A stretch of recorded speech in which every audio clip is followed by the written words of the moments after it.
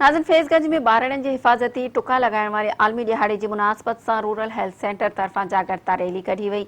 उन हवाले सां ॾिसूं था अमर शहर जी ही रिपोर्ट। नाज़रीन असां हिन वक़्तु मौजूदु आहियूं प्रेस क्लब फैज़गंज, जिथे अॼु हिफ़ाज़ती जेके टुका आहिनि उनजो आलमी जेको ॾींहुं मल्हायो पियो आलमी तौर ते ॾिहाड़ो मल्हायो पियो वञे, जंहिंजे सॾ ते ज़िले खैरपुर जे DHO तरफ़ां फैज़गंज तालुके जे जेके मेडिकल स्टाफ आहे रूरल हेल्थ सेंटर जे पारां THO जेको आहे डॉक्टर नज़र हुसैन राजपर उनजी अॻवानी में हिते पिणु अहिड़ो वाक़ कयो वियो आहे, जेके अवेयरनेस वाक़ कयो वियो आहे। अचो त हिन सां ॻाल्हि ॿोल बि कंदासीं त हिननि जो छा चवणु आहे ऐं हिन वाक़ जो आख़िर मक़सदु छा आहे। सिंध गवर्नमेंट हेल्थ ख़ासि करके हेल्थ ऐं DHO खैरपुर जे तरफ़ां हिकिड़ी मुहिम हलाई पई वञे, हफ़्तो मल्हायो पियो वञे त जीअं पंहिंजे नंढनि ॿारनि खे 11 ख़तरनाक बीमारियुनि खे बचाइण जे लाइ अवेयरनेस सॼागी ॾिनी पई वञे त महिरबानी करे पंहिंजे ॿारनि खे टुका हणायो ऐं जेके बि रहियल आहिनि उनखे पंहिंजे ॿारनि खे टुका हणायो।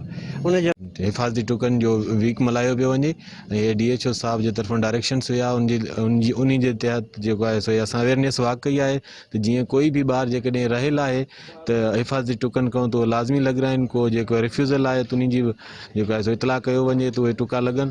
ऐं थैंक यू सो मच।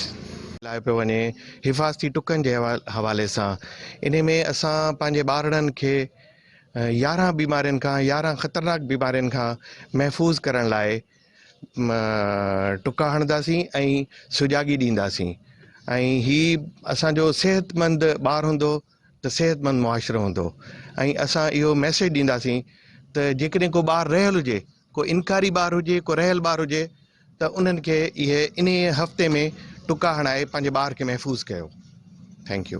जेको आहे सो अॼु इहो वाक करण जो इहो माना आहे एजेंडा हुई त माना जेको आहे सो अवेयरनेस सेशन जेको आहे सो माण्हुनि ताईं पहुचाइनि थोरो तव्हांजे माना पंहिंजो इहो मीडिया जे ऐं प्लस में जेको आहे सो हेल्थ वर्कर जी सपोर्ट सां जेको असां वाक कयो आहे, हिन में असांजो मैसेज इहो आहे त असां पूरी दुनिया में जेको आहे न इहो हफ़्तो माना इम्यूनाइज़ेशन वीक सेलिब्रेट कयो पियो वञे। उन तहत असां पंहिंजो DHO ऐं पंहिंजो सिंध गवर्नमेंट जे हुकुम तहत असां बि पंहिंजो तालुके फैज़गंज में जेको आहे सो इम्यूनाइज़ेशन वीक सेलिब्रेट करण जो आगाही मुहिम ॾिनीसीं। त इन जे थ्रू असां जेके पंहिंजो 11 ख़तरनाक बीमारियूं आहिनि ॿारनि खे जेके थींदियूं आहिनि उन्हनि खां बचाव जे लाइ असां टुका हणंदासीं। ऐं सूमर खां असांजूं टीमूं जेको आहे सो माना फील्ड में निकिरंदियूं ऐं हेल्थ वर्करूं हुननि सां गॾु हूंदियूं। ऐं जेको आहे सो असां पेरेंट्स खे इहो मैसेज ॾियूं था थ्रू माना मीडिया जे त हिननि सां ताउन कनि, वधि में वधि जेको आहे सो सपोर्ट कनि, पंहिंजे मासूम ॿारनि खे पंहिंजो वैक्सीनेशन कराइनि। महिरबानी। आलमी तौर मल्हाइजंदड़ टुकनि जे आलमी ॾिहाड़ जे हिसाब सां फैज़गंज तालुके जे माहिर डॉक्टरनि ऐं ॿिए स्टाफ जूं मेडिकल स्टाफ तव्हां ॻाल्हियूं ॿुधियूं।